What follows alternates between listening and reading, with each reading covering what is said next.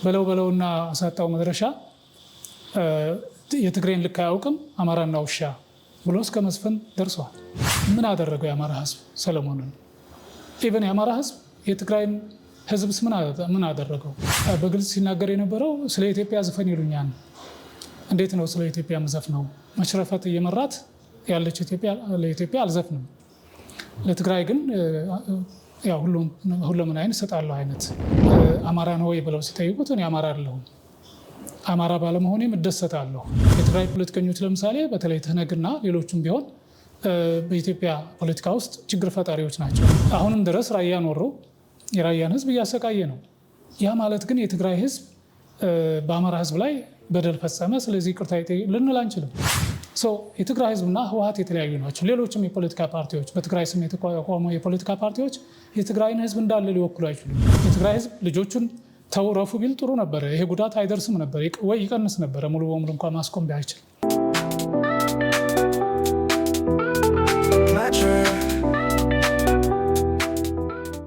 ሰላም ጤና ይስጥልን የተወዳጅ ተመልካቾቻችን እንደምን ሰንብታችኋል? የሃርመኒ መድረክ ፕሮግራማችን ጀምሯል። እስከ ፕሮግራሙ ፍጻሜ ድረስ አብራችሁ እንድትሆኑ በአክብሮት እንጋብዛለን። እዚህ አብረናችሁ እስከ ፕሮግራሙ ፍጻሜ ድረስ ዶክተር ሲሳይ መንግስቴ የፖለቲካ ተንታኝና የህግ ባለሙያ ጠበቃ እዚህ አብረውን ይገኛሉ። ከእሳቸው ጋር መልካም የሆነ ቆይታ እናደርጋለን። በዛሬ ቆይታችን የተለያዩ ወቅታዊ የሆኑ ጉዳዮችን እናነሳለን። በተለይ ደግሞ የአርቲስት ሰለሞን ተካልኝን ህልፈት ተከትሎ የተለያዩ መረጃዎች እየወጡ ነው። ከዚህ ጋር በተያያዘ የምናነሳቸው ሀሳቦች ይኖራሉ። ከዚህ ጋር ሌላኛው ደግሞ በዚህ ሳምንት የሰማነው የፖፕ ፍራንሲስ የህልፈትን በተመለከተ እንግዲህ ቀብራቸው የፊታችን ቅዳሜ እንደሚካሄድም እየሰማ ነው። ከእሳቸው ጋር በተያያዘም የተለያዩ የሀዘን መግለጫዎች ወጥተዋል። ይህን በተመለከተ የተለያዩ መረጃዎች ይዘናል፣ ወደ እናንተ እናደርሳለን። ሌላኛው ጉዳያችን በተለይ ደግሞ ከሰሞኑን እኛም ስናነሳ የነበረው የአቶ ጌታቸው ሹመትን በተመለከተ እንዲሁም ደግሞ ከትግራይ ባለስልጣናቶች በኩል እንግዲህ የተለያዩ ሀሳቦች እየተነሱ ነው። እንዲሁም የሽኝት ፕሮግራምም እንዲዘጋጅ ተጠርተው ነበረ። ያንንም አለመቀበላቸውን ሰምተናል። የተለያዩ ሀሳባቸውንም ለመጀመሪያ ጊዜ በአንድ ሚዲያ ላይ ቀርበው በተለይ ደግሞ በትግርኛ ቋንቋ ሀሳባቸውን ሰጥተዋል እና የአቶ ጌታቸውን ሀሳብ አጠር አድርገን ምን ለማለት እንደፈለጉ የምናቀርብ ይሆናል። አብራችሁ እንድትሆኑ በአክብሮት እንጋብዛለን። ሌሎች መረጃዎችም ይዘናል። መልካም የሆነ ቆይታ ይሆንላችኋል።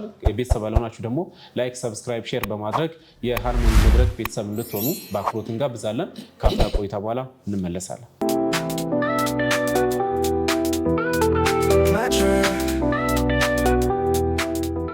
እሺ ዶክተር ሰላም እንኳን ደህና መጡ። እንኳን ደህና ቆያችሁ። እንደምን አደራችሁ? አለን።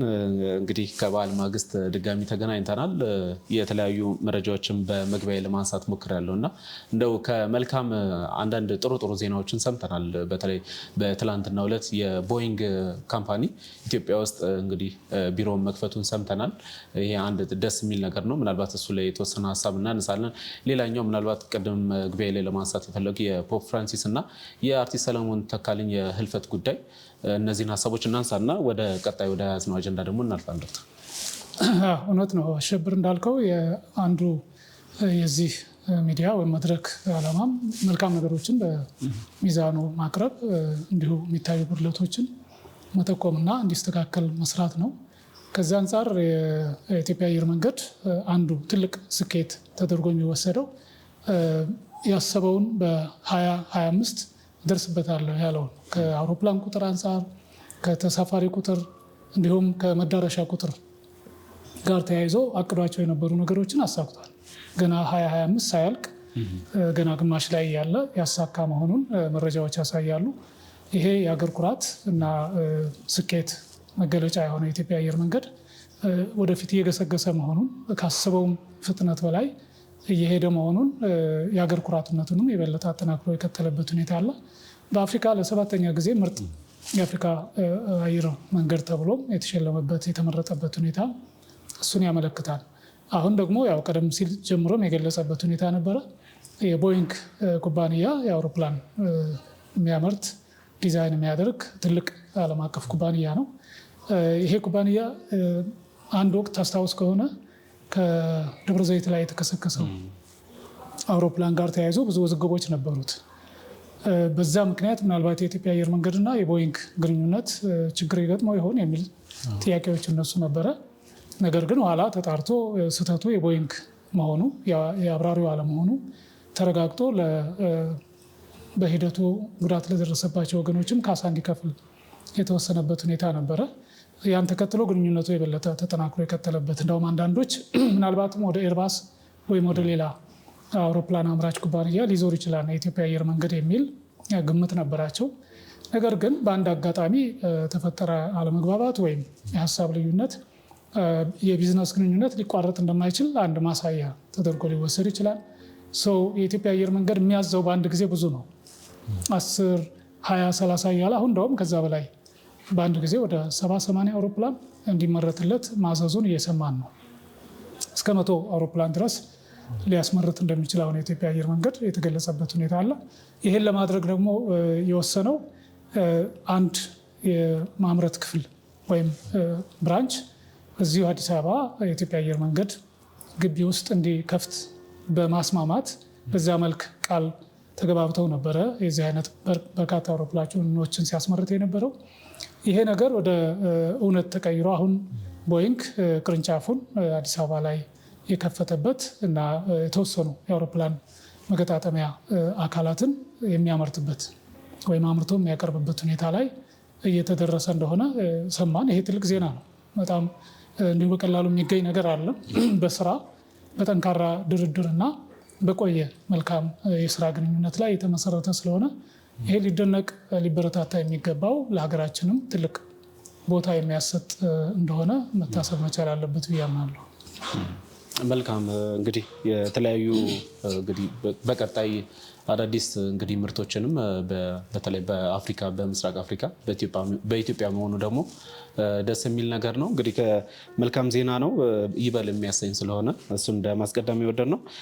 ሌላኛው ምናልባት ከአርቲስት ሰለሞን ጋር በተያያዘ እንግዲህ በድንገተኛ ህመም ወይም ደግሞ ህልፈት እንግዲህ መስማታችን ይታወሳል እና ከዚህ ጋር በተያያዘ ብዙ አነጋጋሪ የሆነ በተለይ በዲያስፖራው ወገኖቻችን በኩል ወይም ደግሞ ከሚንቀሳቀሱ ጉልህ ተጽዕኖ ፈጣሪዎች በፖለቲካ ረገድ አሉ ከሚባሉ ሰዎች አንዱ እሱ ነው እና ምናልባት ከሱ ሞት ጋር በተያያዘ የሚነሱ ሀሳቦች አሉና ምናልባት ከዚህ ጋር በተያያዘ የምናነሳውን ሀሳቦች እናንሳና በማስከተል የፖፕ ፍራንሲስንም ማያያዝ እንችላለን። ዶክተር እውነት ነው ሽብር እንዳልከው አርቲስት አሁን ደግሞ አክቲቪስት ወይም ፖለቲከኛ ብለን ልንጨምርለት እንችላለን። ሰለሞን ተካልኝ በብዙ ተወዳጅ ዘፈኖቹ የሚታወቅ ነው። በዘፈኖቹም ጭምር አነጋጋሪ እና አወዛጋቢ ሆኖ የመጣ አርቲስት እንደሆነ ይታወቃል። በተለይ በደንብ የታወቀበት ሁሉም 00 የሚል አንድ ሙዚቃ ነበረው። በጊዜው የነበረውን ህወሓት የሚመራው የነበረው የኢህአዴግ መንግስት የሚሸነቁጥ ሌሎቹን የሚተች አይነት ነበረው እና በሱ ምክንያት ትንሽ ውዝግብ ነበረው ወይም በፖለቲካውም ተዳፈረ ተብሎ ሊታሰር እንደሚችል ይጠበቅ ይገመት ስለነበረ በዛ መሀል ወደ አሜሪካን ሀገር መሄዱ ይታወቃል። ከዛም በኋላ እዛም አሜሪካን ሀገር ከሄደም በኋላ በተለያዩ ዘፈኖቹ እንደዚሁ የሚታወቅ አርቲስት ነው። በኋላ ላይ በተለይም 2006-2007 ጀምሮ በጣም ፖለቲካ ውስጥ ጠልቆ ገብቶ አወዛጋቢ የሆነ የመጣበት እና በተለያዩ የፖለቲካ መድረኮች አካባቢዎች እየተገኘ የሚናገረው ንግግር አንዱን በጣም አስከፍቶ ሌላውን ከሚገባው በላይ ለማስደሰት ጥረት ያደርግ የነበረ መሆኑን መመልከት ይቻላል። ምናልባትም በኢትዮጵያ ፖለቲካ ውስጥ አርቲስትም ፖለቲከኛም ሆኖ ለረዥም ጊዜ የዘለቀ እሱ ይመስለኛል አንድ መባል ካለበት ነገር። ይሄን አርቲስት ህልፈት አስመልክቶ ደራሲና ጋዜጠኛ ቴዎድሮስ ተክለአረጋይ በጣም በሚገርም ሁኔታ ገልጾታል። በሱ እሳቤ መሰረት በፖለቲካ ዥዋዥዌ ኢትዮጵያ ውስጥ ካሁን ካሉት ፖለቲከኞችም አርቲስቶችም አንጻር ሲታይ እንደ ሰለሞን ተካልኝ ዥዋዥዌ የተጫወተ እዛም እዚህም የረገጠ ፖለቲከኛም አርቲስትም የለም ብሎ ነው የሚደመድመው። አንዳንዶቹ ደግሞ ይሄ የእሱ ዥዋዥዌ የኢትዮጵያ ፖለቲካ መገለጫ ተደርጎ ሊወሰድ ይችላል ብለው የሚገልጹ ሰዎች አሉ። አንዳንዶቹም ሞት አይወቀስም ብለው ሀሳብ የሚያነሱ አሉ። ቴዎድሮስ ተክለአረጋይም እንደዚሁ ለመውቀስ አይደለም የተነሳሁት፣ ግን ሞት ሊወቀስም ሊሞገስም ይችላል። አርቲስት ጥላሁን ገሰሰን ያን ያህል አሞግሰን ሁሉም ፍራሽ አንጥፎ ያዘነለትን ያክል አርቲስት ሰለሞን ተካልኝን በጥሩም በመጥፎም ማንሳታችን ተገቢ ነው ለቋሚ ትምህርት ይሆናል የሚል ሀሳብ ያለው እኔ የምጋራው ይህን ሀሳብ ነው። ሰው ስለሞተ ብቻ ዝም ሊባል አይገባውም። መልካም ነገር ካለው እሱን አንስቶ ሌላው ይማርበታል። መጥፎ ባህሪ ከነበረው ትክክለኛ ያልሆነ ምግባር ከነበረው እሱን ደግሞ አንስቶ ሌላው እንዳይደግመው እንዲማርበት ማድረግ ተገቢ ነው የሚሆነው። ሰው ይሄን መርህ መሰረት አድርገን ነው እንግዲህ ስለ ሰለሞን ተካልኝ አንዳንድ ነገሮችን እያነሳን ልናወራ የምንችለው። ሰለሞን ተካልኝ ጓደኛው አንተነህ አብርሃ ይመስለኛል ከአዲስ ኮምፓስ ሚዲያ ጋር ኤርሚያስ ለገሰ እንግዳ አድርጎት ሲያወሩ እሱ ጋር ሲነጋገሩ ስለ ሰለሞን ተካልኝ የሰማሁት እና ያረጋገጥኩት ነገር ቢኖር ተወልዶ ያደገው ኢሉባቡር መቱ ከተማ እንደሆነ አባቱ እዛው መቱ አካባቢ በደርግ ጊዜ ባለስልጣን አስተዳዳሪ ነገር እንደነበሩ ነው የሚገለጸው። አፍ የፈታበት ኦሮምኛ ቋንቋ እንደሆነ ከዛ ቀጥሎ አማርኛ ቋንቋን እየቻለ ወይም እያወቀ የመጣ መሆኑን ነው የገለጸው። ከዚህ አንጻር ስታየው የሙዚቃ ስራውም ሁሉም 00 ብሎ ከመምጣቱ በፊት በ1978 ይመስለኛል ወደ አዲስ አበባ መጥቶ ከዛ በፊት በሌላ ሙዚቃ ራሱን ለማስተዋወቅ ጥረት አድርጎ የነበረው ሰው ወደ ሙዚቃው ዓለም በጊዜ የገባ ወይ በወጣትነቱ የገባና እውቅናንም እያተረፈ የመጣ መሆኑን ነው ከታሪኩ መመልከት የምንችለው። ወደ ፖለቲካ ዓለም ሲገባ በዋነኛነት የአርበኞች ግንቦት 7 ደጋፊ አቀንቃኝ ሆኖ ነበር የወጣው። በሱ ምክንያት ወደ ኤርትራ ሄዶ ኤርትራ በረሃ ውስጥ ያሉ የአርበኞች ግንቦት 7 ሰራዊት ያሉበትን ሁኔታ ለማየት ሞክሯል። ሙዚቃውንም በማቅረብ ለማነቃቃት ለማዝናናት ጥረት አድርጎ የነበረ ቢሆንም እንዳልተሳካለት ይገለጻል። እንደውም በኋላ ከተመለሰ በኋላ ወደ አሜሪካ ከኤርትራ ከግንቦት 7 አርበኞች ግንቦት 7ም ጋር ያላስማማውን ወይም ያጋጨውን መግለጫ የሰጠበት ሁኔታ እንዳለ ይነገራል። ይህም ማለት እዛ ሄዶ ያገኛቸው የሰራዊቱ አባላት አብዛኛዎቹ ሻዕቢያ ወታደሮች ወይም የኤርትራ ወታደሮች ስለነበሩ እኔም ዘፍነው ዘፈን ብዙም አይገባቸውም ነበር። አብረው ለመንቀሳቀስ ጥረት የሚያደርጉ አልነበሩ። እንዴት ሊሆን ይችላል? ኢትዮጵያውያን ከሆኑ እነዚህ ወታደሮች የአርበኞች ግንቦት 7 የኔን ሙዚቃ አብረው መስፈን አብረው መንቀሳቀስ መጨፈር ነበረባቸው የሚል ሀሳብ ነበረው እና ስለዚህ አርበኞች ግንቦት 7 የሚባለውን ያክል ሰራዊት ቁጥር መሬት ላይ ያለውም አይመስለኝም አይነት ሀሳብ አስተያየት በመስጠቱ ምክንያት ከነሱ እንደተለየ ይነገራል። አስመራ ውስጥ እያለ ግን አንዱ አንተነህ ያጋለጠው እውነት ከኢሳያስ አፈወርቂ ጋር በጣም ተግባብቶ እንደነበረ ቤቱ ድረስ ሄዶ እንደጎበኘው በዛም $200,000 ኢሳያስ አፈወርቂ እንደሰጠው በቼክ ፈርሞ የሰጠው መሆኑን አጋልጧል። ስለዚህ ሰለሞን ከአርበኞች ግንቦት 7 አልፎ ከኤርትራ መንግስት ጋር አብሮ መስራት ጀምሮ ነበር ማለት ነው። $200,000 እንዲሁ ዝም ብሎ በቀላሉ የሚሰጥ አይነት አይደለም። ምናልባትም ይሄ $200,000 ራሱ የኤርትራ ካዝና ላይ የወጣ ነው ወይ የሚል ጥያቄ እንድታነሳ ያደርጋል። ግብፅ ተጠቅማበት ግብፅ ያን $200,000 በኢሳያስ በኩል አድርጋም ሰጥታው ሊሆን ይችላል። ይህን በማድረግ ደግሞ ግብጾች ይታወቃሉ። ኤርትራውያንም ይህን በማቀባበል የሚታወቁ ናቸው። ለምሳሌ ያኔ ለአርበኞች ግንቦት 7 ሊቀመንበር የአሁኑ ፕሮፌሰር ብርሃኑ ነጋ ያኔ ዶክተር ብርሃኑ ነጋ ከግብፅ $500,000 እንደተቀበሉ በጊዜው ራሳቸው በአንደበታቸው በሚዲያ ላይ ገልጸውት እንደነበረ ከዚህ ውስጥ ግማሹን ወይም 200,000 አካባቢ ይመስለኛል ለኢሳት ማጠናከሪያ ማደራጃና ማጠናከሪያ፣ ሌላውን ደግሞ ለሰራዊቱ ቀለብና ትጥቅ ማሟያ እንደዋለ የተገለጸበት ሁኔታ አለ። ስለዚህ ጊዜው ተመሳሳይ አይነት ተቀራራቢ ጊዜ ስለነበረ ሰለሞን ተካልኝ እንግዲህ ከዛ ድርሻ $200,000 መውሰዱን የተጋለጠበት ሁኔታ መኖሩን ማየት ይቻላል። ሌላው በጣም ሰለሞን ጋር ተያይዞ ከሚነሱ ሁኔታዎች አንዱና በጣም ትክክልም ያልሆነው ነገር የአማራን ሕዝብ እንደ ሕዝብ የተሳደበበት የአማራን ሕዝብ እንደ ሕዝብ ይቅርታ ይጠይቅ እስከ ማለት የደረሰበት ሁኔታ ትመለከታለህ። ይህን ለማለት ያበቃው አርበኞች ግንቦት 7 ጋር ሆኖ ኢህአዴግን ህወሓትን ሲያብጠለጥል ሲያጋልጥ ኖረ። ኋላ ላይ ሁኔታው አልመቸው ሲል እንደገና መልሶ በህወሓት ከሚመራው መንግስት ጋር እርቅ የፈጸመበት እና ወደ 2008 አካባቢ ይመስለኛል ወደ ኢትዮጵያ መጥቶ ከኢትዮጵያ ያኔ የደህንነቱ ባለስልጣናት ጋር ግንኙነት አድርጎ የተሻለ ከነሱ ጋር ለመስራት ስምምነት አድርጎ እንደሄደ ይገለጻል።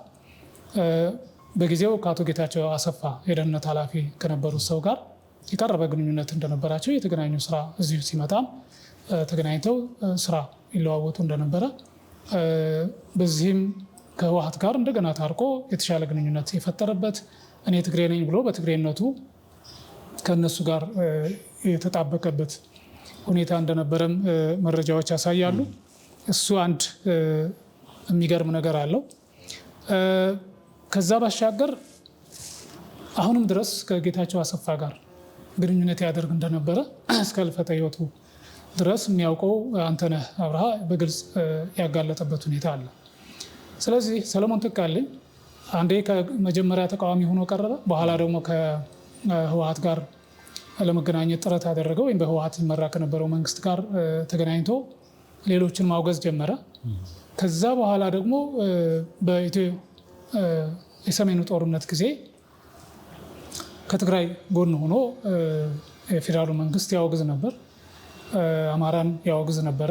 እንዳውም አንዱ ኢንተርቪው ላይ ምንድን ነው ያለው? ኢንተርቪው ላይ ሳይሆን መድረክ እየመራ ይመስለኛል የህወሓት ተቃውሞ እያሰሙ በነበረበት ጊዜ በግልጽ ሲናገር የነበረው ስለ ኢትዮጵያ ዝፈን ይሉኛል፣ እንዴት ነው ስለ ኢትዮጵያ ምዘፍነው? መሽረፈት እየመራት ያለች ለኢትዮጵያ አልዘፍንም፣ ለትግራይ ግን ሁሉምን አይነት እሰጣለሁ አይነት ጄኖሳይድ ተፈጽሞበታል። ስለዚህ ለዚህ ህዝብ ድምፅ መሆን፣ ለዚህ ህዝብ ቃል አቀባይ መሆን የሚያኮራ ነው። ከዛ ባሻገር ግን አማራ ነው ወይ ብለው ሲጠይቁት እኔ አማራ አይደለሁም፣ አማራ ባለመሆኔም እደሰታለሁ ብሎ በአማራ ላይ ያለው ጥላቻ፣ በአማራ ህዝብ ላይ ያለው የመረረ ጥላቻና ንቀት በጣም የሚገርም ነው የነበረው። እና ምን አደረገው የአማራ ህዝብ ሰለሞንን? ኢቨን የአማራ ህዝብ የትግራይን ህዝብስ ምን አደረገው? አንዱ ያልተማረ መሀይም የነበረ መሆኑን ምንም እንትኑ ላይ የሌለው መሆኑን የምታየው አንድን ህዝብ እንደ ህዝብ ልጠላችል። አንድ ህዝብ በሌላው ህዝብ ላይ ጠላት ሊሆን አይችልም። ፖለቲከኞቹ ችግር ሊፈጥሩ ይችላሉ። የትግራይ ፖለቲከኞች ለምሳሌ በተለይ ትህነግና ሌሎቹም ቢሆን በኢትዮጵያ ፖለቲካ ውስጥ ችግር ፈጣሪዎች ናቸው፣ ምንም ጥርጥር የለውም። በተለያየ ጊዜ በምሳሌ እያነሳን በማስረጃ እያስደገፍ ድርጊታቸውን አውግዘናል። የትግራይን ህዝብ ግን እንደ ህዝብ ወቅሰን አናቅም፣ እንደ ህዝብ አውግዘን አናቅም፣ ሊሆንም ስለማይችል እኔ እንደውም ለረጅም ጊዜ ብዙዎቹ ጋር ማለስማማበት የነበረው ነገር ህወሓትና የትግራይ ህዝብ የተለያዩ ናቸው። ህዝብ እንደ ህዝብ ጨቋኝ ሊሆን አይችልም። ህዝብ እንደ ህዝብ በዳይ ሊሆን አይችልም። እዛ ህዝብ የወጡ ፖለቲከኞች ችግር ሊፈጥሩ ይችላሉ። እነዚህን ፖለቲከኞች ቢገራቸው ደስ ይላል። ተው እኛን ወክላችሁ እኛን መስላችሁ የምትፈጥሩት ችግር ነገ እኛንም ዋጋ ያስከፍላል ብሎ አስቀድሞ ቢቆነጥጥ አስቀድሞ ቢያርም ይመረጣል፣ ተገቢ ነው የሚሆነው። ያን ባለማድረጉ እንደው ግፋቢል ሊወቀስ ይችል ይሆናል። ለምን ዝም ብሎ ያያቸዋል፣ ለምን ረፉ አይልም ተብሎ ሊወቀስ ይችላል። ከዛ አልፎ ግን ሊወገዝ አይገባውም። ከዛ አልፎ ግን እንደ ወንጀለኛ ሊቆጠር ሊጠየቅ አይገባውም። የትግራይ ህዝብና ህወሓት የተለያዩ ናቸው። ሌሎችም የፖለቲካ ፓርቲዎች በትግራይ ስም የተቋቋሙ የፖለቲካ ፓርቲዎች የትግራይን ህዝብ እንዳለ ሊወክሉ አይችሉም። የትግራይ ህዝብና ፖለቲከኞች አንድ ሊሆኑ አይችሉም። ይሄን ነው ስንል የነበረው። አንዳንዶቹ የትግራይ ህዝብና ህወሓት አንድ ናቸው፣ ምክንያቱም አብዛኛው የህወሓት ደጋፊ ነው፣ የህወሓት አባል ነው ብለው ለመከራከር ይሞክሩ ነበር። ያ ልክ እንዳልሆነ እናሳይ ነበረ። አሁንም የአማራ ፖለቲከኞችና የአማራ ህዝብ አንድ አይደሉም በጭራሽ። እንደውም የአማራ ፖለቲከኞችና የአማራ ህዝብማ ምንም ከህወሓትና ከትግራይ ጋር ያለው ግንኙነት ጋርም አይነጻጸርም። አብዛኛው የአማራ ህዝብ የትኛውን የፖለቲካ ቡድን ደግፎ ሆ የሚልበት እንትን አልነበረም። የትግራይን ህዝብም አልወረረም። እንደውም በህወሓት እና ታጣቂዎቹ ተወሮ እየተሰቃየ ያለው የአማራ ህዝብ ነው። ወልቃይት ጠገዴ፣ ሰቲት ሁመራ ላለፉት 40 ዓመታት ሲሰቃይ ነው የኖረው። ደጋግመን ገልጸነዋል። ጠለምትና ራያ ደግሞ ባለፉት 30 ዓመታት በህወሓት የአገዛዝ ቀንበር ስር መከራ ሲያይ ነው ሲሰደድ፣ ሲታሰር፣ ሲታፈን እንደኖረ ይሄን በማስረጃ ሁሉ እያስረገጥ አብራርተናል። አሁንም ድረስ ራያን ወሮ የራያን ህዝብ እያሰቃየ ነው። ያ ማለት ግን የትግራይ ህዝብ በአማራ ህዝብ ላይ በደል ፈጸመ፣ ስለዚህ ይቅርታ ይጠይቅ ልንል አንችልም። ከዛም አልፎ እኮ የህወሓት ግፈኛ ስርዓት እስከ ሰሜን ሸዋ ጣርማ በር ድረስ ወሮ እኮ መጥቶ ብዙ እንዳሰቃየው፣ ብዙ እንደዘረፈው፣ ብዙ ሀብት ንብረቱ እንዳወደመ፣ በርካታ አማሮችን እንደገደለ፣ ሴቶችን እንደደፈረ ማስረጃዎች ወጥተዋል። የተለያዩ ዓለም አቀፍ ተቋማትም ሀገር አቀፍ ተቋማትም እኛም በአካልም በጥናትም የደረስንበት እውነት ነው። እንደውም ከአማራ ክልል ውስጥ የሚገኙ ዩኒቨርሲቲዎች ፎረም ከ500 ቢሊዮን ብር በላይ ውድመት በመጀመሪያው ጦርነት ያው ሁለተኛው ጦርነት ሲደመርበት ከዛ በላይ እንደሆነ በማስረጃ አስደግፈው ሪፖርት አድርገዋል። ከ7200 በላይ አማሮች ተገድለዋል በህወሓት ታጣቂዎች። የመሰረተ ልማት የምኑ የወደመውና የጠፋው በጣም የሚያሳዝን ነገር ነው። ይሄን ያደረገው ህወሓትና እሱ የሚመራ ታጣቂዎች ናቸው። የትግራይ ህዝብ አይደለም። የትግራይ ህዝብ ልጆቹን ተውረፉ ቢል ጥሩ ነበረ። ይሄ ጉዳት አይደርስም ነበር ወይ ይቀንስ ነበረ ሙሉ በሙሉ እንኳን ማስቆም ቢያይችል። ነገር ግን እሱን ማድረግ ባለመቻሉ የትግራይ ህዝብ ወራሪ ሊባል አይችልም። የአማራ ህዝብም የአማራ ፖለቲከኞች ምናልባት ጽንፈኛ የሆነ እሳቤ ያላቸው አንዳንዶቹ ርስት ጉልት ምን እያሉ የሚያሳጡት ነገር አለ። የተወሰኑ የአማራ ልዩ ኃይል ምናልባት የፌዴራል መንግስቱ ያውን ፈቅዶ ከመከላከያ ሰራዊት ጋር አሰልፎ ጦርነቱ ተካሂዶ ስለነበረ ትግራይ መሬት ውስጥ ገብተው ሊሆን ይችላል። ልክ እንደ መከላከያ ሰራዊቱ እዛ ላይ የተፈጸመ በደልና ግፍ ካለ ተሳታፊ ሆነው ሊሆን ይችላል። ነገር ግን ይሄ እንኳን አይደለም የአማራን ህዝብ ሊወክል የአማራን ፖለቲከኞች እንኳን ሁሉንም ሊያስወግዝ አይችልም። እዛ የተሳተፉ ለዛ አስተዋጽኦ ያደረጉ ካሉ በልኩ እሱን መውቀስ እነሱን ማውገዝ ተገቢ ነው ሊሆን የሚችለው። ከዛ ውጭ ግን የአማራን ህዝብ በጠቅላላ በዛ መልክ መፈረጅ፣ በዛ መልክ ማውገዝ በመጨረሻም ላይ እንደውም ይቅርታ የትግራይን ህዝብ ይቅርታ ሊጠይቅ ይገባል። ከወልቃይት ጠገዴ፣ ጠለምትና ራያ ወጥቶ ለቆ መሄድ አለበት። የአማራ ወራሪ እያለ ነው የሚገልጸው። ይህን ያለበት ምክንያት ለምንድነው ታውቃለህ? የትግራይ ፖለቲከኞችን ስለሚያስደስት ነው። ምናልባትም ህወሓት ገንዘብ ሰጥቶትም ሊሆን ይችላል እንጂ ዝም ብሎ ዘሎ የሚገባበት ምክንያት ያለ አይመስለኝም ሰለሞን። ምክንያቱም እንዳልነው እድገቱ ውልደቱ የሊባቡር መጥቶ ነው። አንዳንዶቹ እንደውም እናቱ አማራ እንደሆኑ የሚገልጹበት ሁኔታ አለ። አባቱም ከዛ የሚርቁ ላይሆኑ ይችላሉ። ምናልባት አንዳቸው ትግሬ አንዳቸው አማራ ሆነው ሊሆን ይችላል። አፍ መፍቻ ቋንቋ ኦሮምኛ እንደሆነ ተረጋግጧል። ከዛ በኋላ ቀጥሎ ያለው አማርኛ ነው። ትግርኛን ምናልባት ችሎት ከሆነ አናውቅም፣ ሲናገርበት ሰምቼ አላውቅም። ሰው ያን ያህል ከትግራይ ህዝብ ጋር ከትግራይ ፖለቲከኞች ጋር የጠበቀ ግንኙነት እንዳልነበረው የሚያሳይ ነገር አለ። አስተዳደጉም ኑሮውም ምኑ የኋላ መጨረሻ በአንድ ጊዜ ጥፍ ብሎ ሲመጣ እና አዲስ አበባ ገብቶ ከህወሓት ባለስልጣን ጋር ሲገናኝ እንዲሁ ዝም ብለው በነፃ አሳምነውት የነሱ ዓላማ በጣም ገብቶት እና ተመችቶት የደገፋቸው አይመስለኝም። የኤርትራ መንግስት ፕሬዚዳንት ኢሳያስ አፈወርቂ $200,000 እንደሰጡት ከታወቀ ህወሓቶችም በድብቅ ምናልባትም $500,000 ሰጥተውት ቢሆንስ፣ ከዛ በላይ ገንዘብ ሰጥተውት ቢሆንስ፣ በሌላ በተለያየ መልኩ ደልለውት እና አስረውት ቢሆንስ፣ ይሄን መጠርጠር ተገቢ ነው የሚሆነው። ዞሮ ዞሮ እነዚህ ሁሉ ነገሮች ስታይ በጣም የሚያሳዝን ሁኔታ መኖሩን እንመለከታለን። በአጠቃላይ አማራ ህዝብ ላይ ያለውን ጥላቻ በዘፈን በሙዚቃ ሳይቀር በየመድረኮች ሲያቀርብ እንደነበረ መመልከት ችለናል። በለውና አሳጣው መድረሻ የትግሬን ልክ አያውቅም አማራና ውሻ ብሎ እስከ መስፈን ደርሰዋል። እንዴት ነው በዚህ ደረጃ መውረድ፣ በዚህ ደረጃ መዝቀጥ የሚቻለው? ምን አደረገው አማራ የሚል ጥያቄ እንድታነሳ ያደርጋል። ከዛ ባሻገር ህወሓት ወደ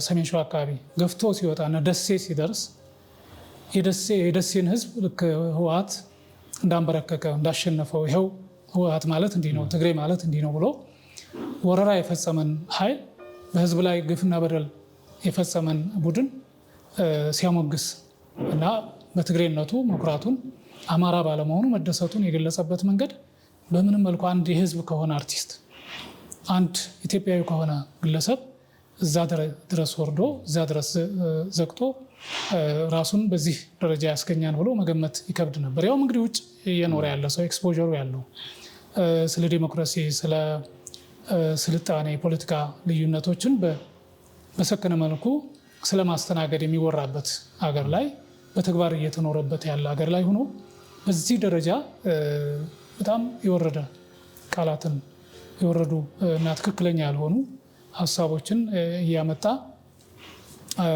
ሲናገር የነበረበት ሁኔታን መመልከት ትችላለህ።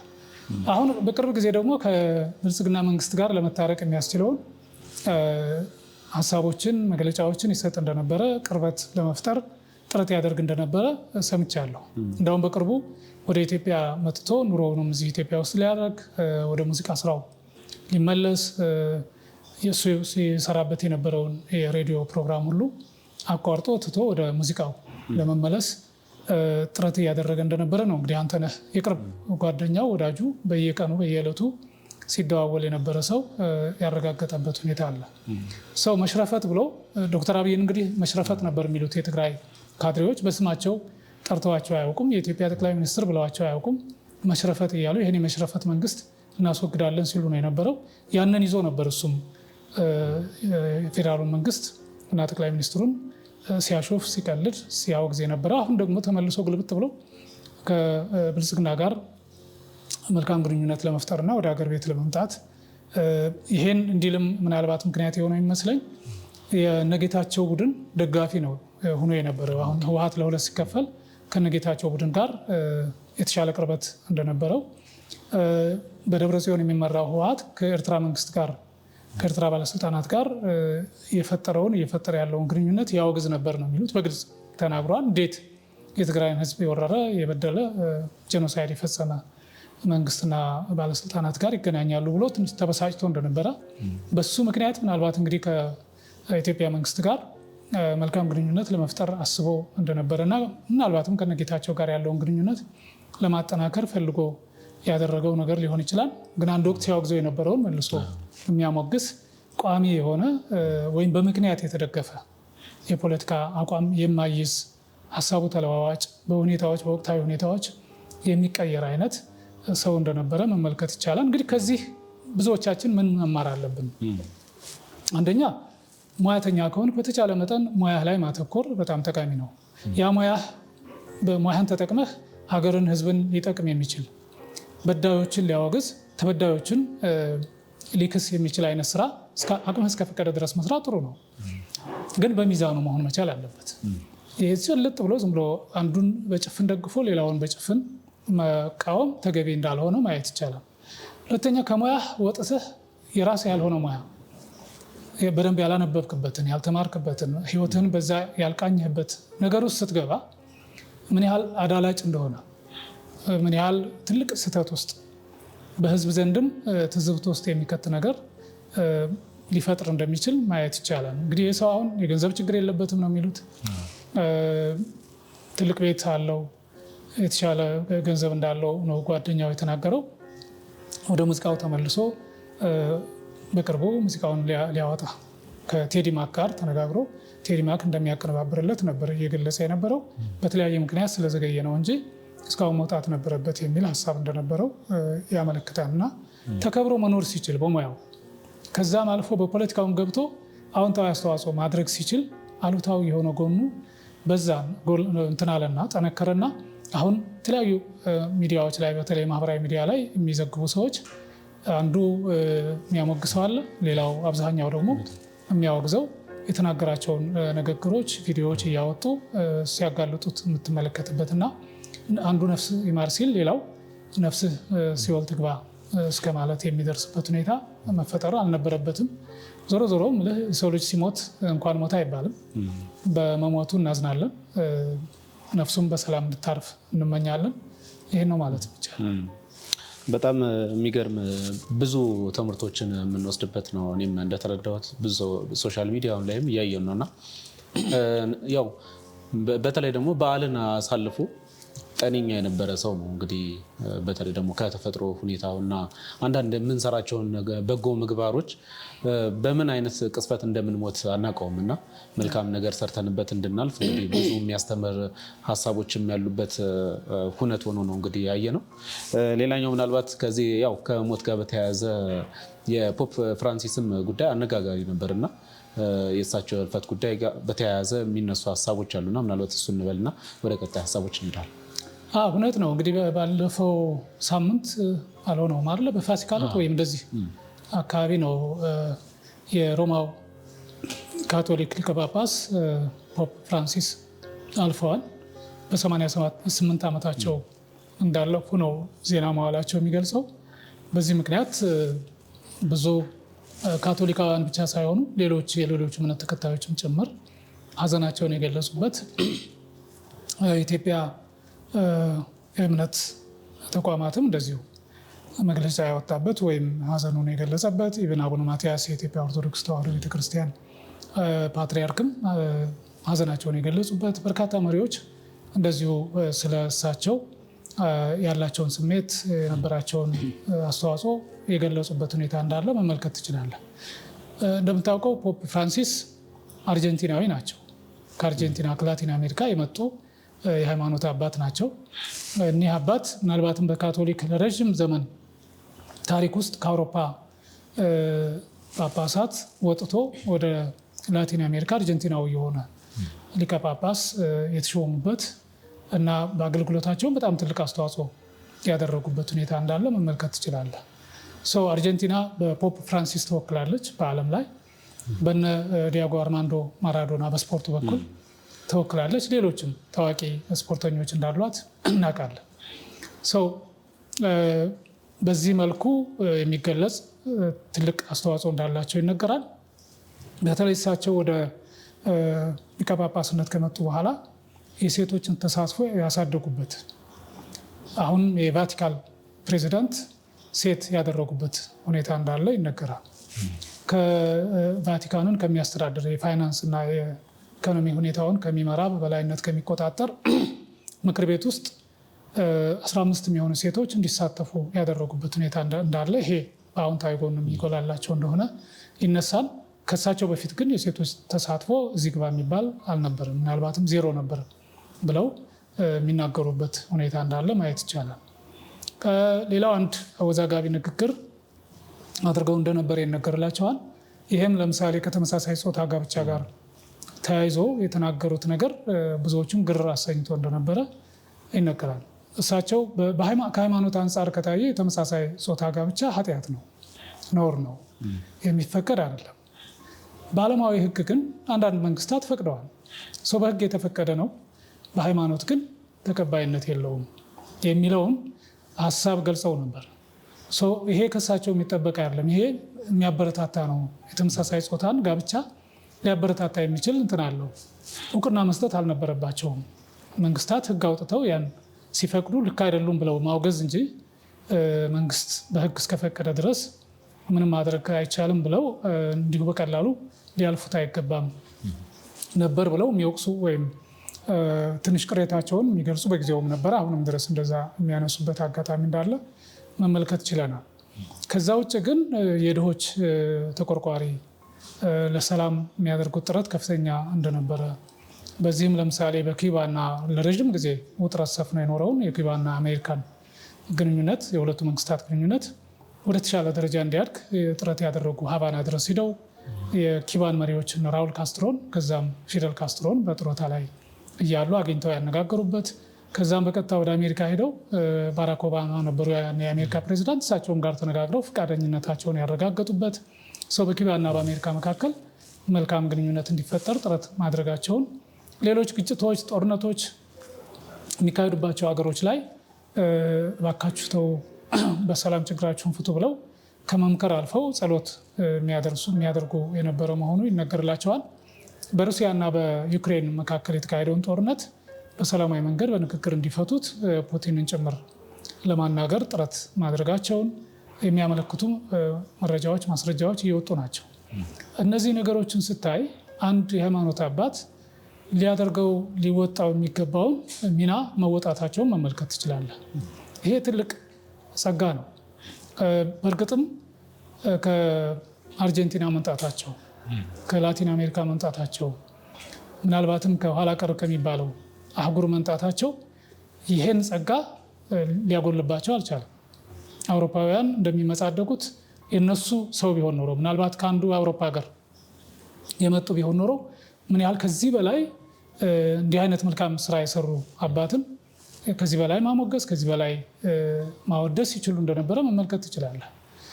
ሌላው ቀርቶ እኮ ከእሳቸው በፊት የነበሩት ማናቸው ስማቸው የፖላንዱ አውሮፓዊ ስለሆኑ ምን ያህል ትልቅ ቦታ የሰጧቸው እንደነበር የአውሮፓ ሚዲያዎች ቢቢሲን ጨምሮ ሌሎችም መመልከት ትችላለህ። ህልፈታቸውም በምን ያህል የዓለም ሁኔታ ተዘግቦ እንደነበረ እናውቃለን። እና ነገር ግን ያው የትም ቦታ ቢሄድ ሰው በተፈጥሮ ሰው ነው።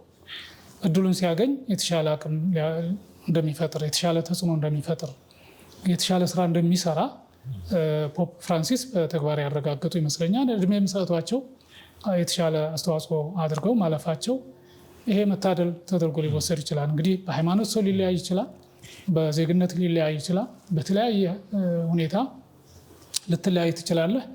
ግን በሰውነትም ያገናኘህ ነገር አለ። ሰው ሆኖ መልካም ስራ ሲሰራ ደግሞ መልካም አርአያነቱ ትወስዳለህ። አሁን አየን እኮ አየህ፣ ሰለሞን ተካልኝ የሚያስወቅሰው ነገር ነው የበዛው፣ የሚያስተቸው ነገር ነው ጎልቶ የመጣው። የአቡነ ፍራንሲስ ደግሞ ምንም እንኳ ሃይማኖት አባትም ቢሆኑ በሰውነታቸው የሰሯቸው መልካም ስራዎች ጎልተው የተነሱት መልካም ስራዎቻቸው ናቸው። አሉታዊ የሆነ ነገር እስካሁን ጎልቶ ሲነሳ አልሰማሁም። ከዚህ ከተመሳሳይ ጾታ ጋብቻ ጋር ተያይዞ የሰጡት አስተያየት ካልሆነ በስተቀር ከዛ ውጭ የተለያዩ ሚዲያዎችን ለማየት ሞክሬያለሁ። ይሄ የሚባል ጉልህ የሆነ አሉታዊ ሚና ነበራቸው ተብሎ ሲዘገብ አልሰማንም። ይሄ ልዩነት ማየት ትችላለህ። በአንድ ሰሞን እንግዲህ ያረፉ አሁንም ገና ያልተቀበሩ ሰዎችን ምሳሌ አድርገህ ማንሳት ትችላለህ። በዚሁ አጋጣሚ በጣም አንድ የሚያሳዝን ክስተት ከሞት ጋር ተያይዞ ትላንት እኛ ግቢ አዲስ አበባ ዩኒቨርሲቲ 6 ኪሎ ካምፓስ የተከሰተ ነገር ነበረ። ስፖርት ቤት አለ፣ እዛ ጅም ውስጥ ሲሰራ የነበረ አንድ የስራ ባልደረባችን ኮማንደር ዶክተር ደመላሽ ካሳ ይባላሉ። የሶሻል ወርክ አሶሺየት ፕሮፌሰር ናቸው፣ ወይም ሶሻል ሳይንስ ኮሌጅ ላይ የሚያስተምሩ የሚመራመሩ የነበሩ ወንድማችን ነበሩ። እሳቸው እዛ ጂም ላይ ስፖርት ሲሰሩ ወድቀው ወደ ሕክምና ተወስደውም ሊተርፉ አልቻሉም፣ አልፈዋል። በዚህ አጋጣሚ ለአዲስ አበባ ዩኒቨርሲቲ ማህበረሰብ፣ ለቤተሰቦቻቸው መጽናናትን እመኛለሁ። በእሳቸው ለዚህ ህልፈት በመቋታቸውም በጣም እውነቱን ለመናገር ያዘንኩት። ምክንያቱም ከ3-4 ቀን በፊት ተገናኝተን በብዙ መልኩ ያወራንበት በአካዳሚክ ሁኔታ፣ በሀገራችን የፖለቲካ ሁኔታ፣ በሌሎች ማህበራዊ ነገሮች ላይ ተመስርተን ብዙ ነገር አስተዋጽኦ ልናደርግ እንችላለን ብለን ስናወራ ስንነጋገር የነበረበት ሁኔታ ነበረ። የአማራ ክልል ላይ የተካሄደው የምክክር ኮሚሽን መድረኮችም ተገኝተው የራሳቸውን ሀሳብ የራሳቸውን አስተዋጽኦ ያበረከቱበት ሁኔታ እንደነበረ አውቃለሁ። ዛሬ 9 ሰዓት ተኩል ላይ ዓለም ባንክ አካባቢ የሚገኘው ጆሞ ስላሴ የሚባል ቤተክርስቲያን ቀብር ስነስርዓታቸው እንደሚፈጸም ሰምተናል። እንግዲህ ነፍሳቸው በሰላም ትረፍ። እንዳልኩት ቤተሰቦቻቸው፣ ባለደረቦቻቸው መጽናናት እንዲሰጣቸው ፈጣሪን እለምናለሁ። መልካም ዶክተር፣ እንግዲህ ለሞቱት እንግዲህ በዚሁ መልካም ምኞታችንን መንግስተ ሰማያት እንግዲህ ያወርስልን ማለት እንወዳለን። በሌሎች ጉዳዮች ደግሞ ምናልባት ከዚህ ጋር በተያያዘ በተለይ ፖፕ ፍራንሲስን በተመለከተ እንዲሁም ደግሞ አርቲስት ሰለሞንን በተመለከተ አዳዲስ መረጃዎችም ከወጡ እየወጡም ከሆነ ደግሞ ተመልሰን ለተመልካቾች የምናደርስ ይሆናል። ወደ